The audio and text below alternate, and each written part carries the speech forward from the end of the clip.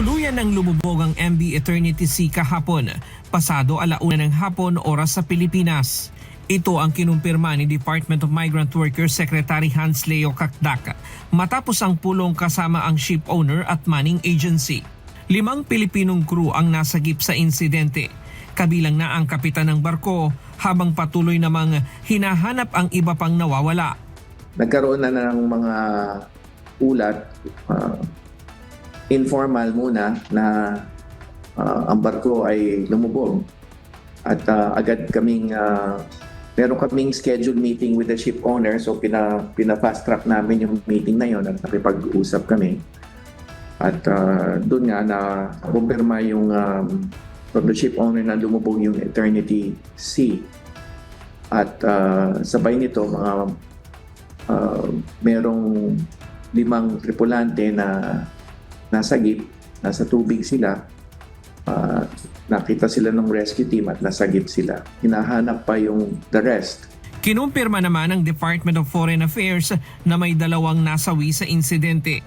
Malaki rin ang posibilidad na mga Pilipino ito dahil 21 sa 22 na tripulante ng barko ay mga Pinoy.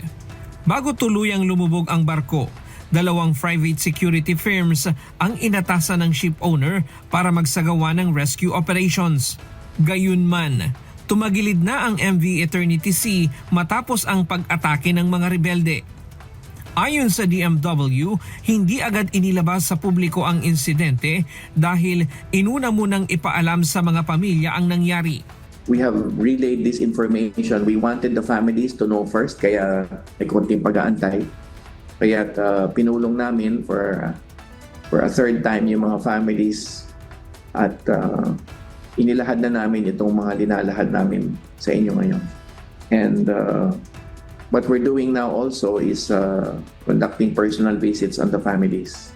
Tiniyak ng DMW na patuloy silang magbibigay ng tulong sa mga pamilya ng mga tripulante at tuloy-tuloy ang koordinasyon sa manning agency at ship owner. Sinabi namin sa kanila na hindi kami bibitaw until makapagbigay kami ng ganap na tulong under the circumstances. So yung action fund will be there, yung other forms of assistance both from the DMW and the OWA side. Sisikapin din ng DMW na makausap ang 5 nasagip upang malaman kung ano talaga ang nangyari bago tuluyang lumubog ang barko.